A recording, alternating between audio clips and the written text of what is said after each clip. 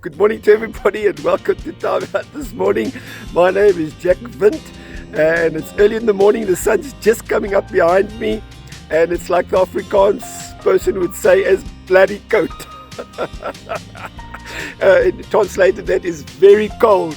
So welcome this morning, and I want to say thank you to all those that commented last week, and thank you to Charisse for all the comments about the value of laughter, and to Annika, a funny story about the catnap, and to Patricia, that we are wonderfully and marvelously made in the image of God and therefore our lives matter, and all the other people. Thank you very much. I'm going to ask you to comment again and ask you a question just now, but I want to say thank you.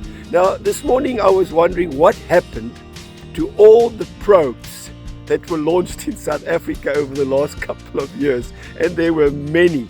You know, there was a time that launching a probe was like a virus. It went viral, and everybody was launching probes.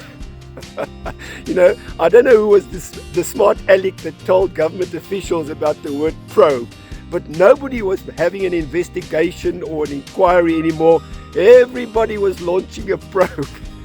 And maybe because it sounded so much more, so much more sophisticated, that it like a rocket going into the air, into space. But perhaps it's the fault of our cousin, Elon Musk, our famous cousin, who is launching real rockets into space. The difference is he's going into space. Our probes were not even reaching the rooftops and then coming down and crashing and burning. You needed a probe insurance that they don't fall on your head. But I was wondering what happened to all those probes that were launched. Did they go to probe heaven? Did they go to a junkyard somewhere that we don't know? Perhaps the alien ship came down and captured them all and used them for fertilizer in their gardens. I don't know. But everybody was launching a probe. And the funny thing is, once, this is a true story, I heard it, I was listening on the radio. Somebody was struck with lightning, 2 people. And that's not the funny side, because lots of people in South Africa do get struck with lightning. But it was the response of the official. They said, what are they going to do about it? They said, no, they're going to launch a probe. I thought, well, I don't think it's a good idea unless it's very earth, because somebody else is going to get killed if you launch a probe. Now, perhaps we should launch that probe in Parliament, and perhaps we can revive some of our politicians. Well, this morning, I want to ask you a question. And before I do, I want to say, I don't know if there's an inspirational verse or something that you've read that's really encouraged you. Why don't you put it in the comment section? I'd like to read it. Maybe it's 1 or 2 sayings. And I also want to be inspired. Maybe other people do. So if you've read something that really has encouraged you, inspired you, a line, a verse, put it in the comment section and I'll choose one next week and read it. But this morning I want to ask a question. And the question is, has anybody ever popped your balloon? I hope I didn't. That was louder than I thought. So I hope I didn't stop anybody's pacemaker this morning. But now, has anybody ever popped your balloon or taken the sails out of your, the wind out of your sails? Or, as the saying goes, has anybody ever tried to blow out your candle?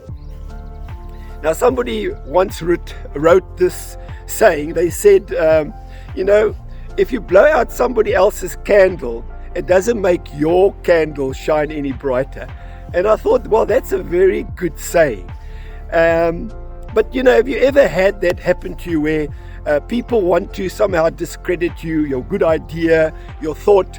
And I wanted to tell you a true story.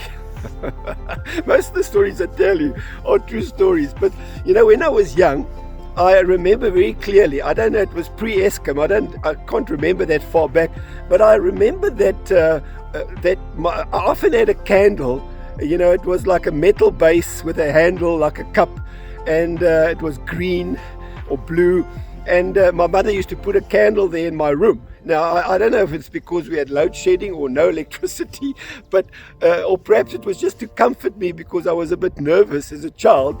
And, I would watch that candle. And if you've ever watched a candle and there's a little bit of a breeze, the flame goes all over and it casts shadows that seem to move. And if you're a child with a bit of imagination, you get a bit nervous because you think there's somebody in your room and they're moving around. Meanwhile, it's just this candle. But I clearly remember this. And I thought of the saying where it comes from, how much candle power has one candle got? Well, it's got one candle power. How much light can it shed? One candle power of light. And so that's where the saying comes from. And I was thinking about, so if I blow out somebody else's candle, that's only one candle power of light. And my candle is only still one power of candlelight. So the only thing I can actually do to increase the light is to take my candle and to put it next to somebody else's candle, and perhaps their good idea, which was there already, I can double the light on that idea, and I can increase my candle power by adding it to somebody else. And I had this picture in my mind. Imagine if we took 10 candles and made a circle, then we would have 10 candle power of light. And if we had to go out, build the circle outwards with hundreds and thousands of candles that are together, imagine the light that we could create on the earth that could illuminate so many things that are in darkness. And so I want to say to us this morning, when we think about candle power, there's an interesting saying in the Bible, in Matthew chapter 5, where Jesus said to his disciples, "Don't hide your candle under a bush." And I was thinking, but put it on a lampstand so that everybody can see its light. And I was thinking, why would people hide their candle under a bush? And then I thought there's only probably two good reasons. The one is because they don't want anybody to blow out their candle.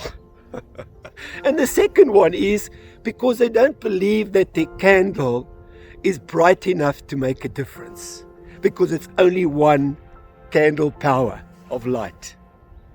And so I want to encourage us. Take your candle, and if you see somebody with a good idea, instead of blowing out their candle to make your candle shine brighter, which cannot happen anyway, why don't you add your candle to their candle, and then there's more light on what they are doing, and maybe what they are doing is something that somebody has to see.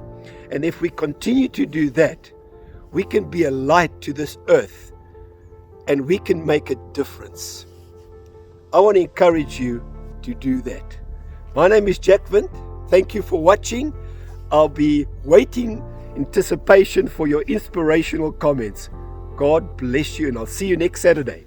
You unravel me with a melody. You surround me with a song.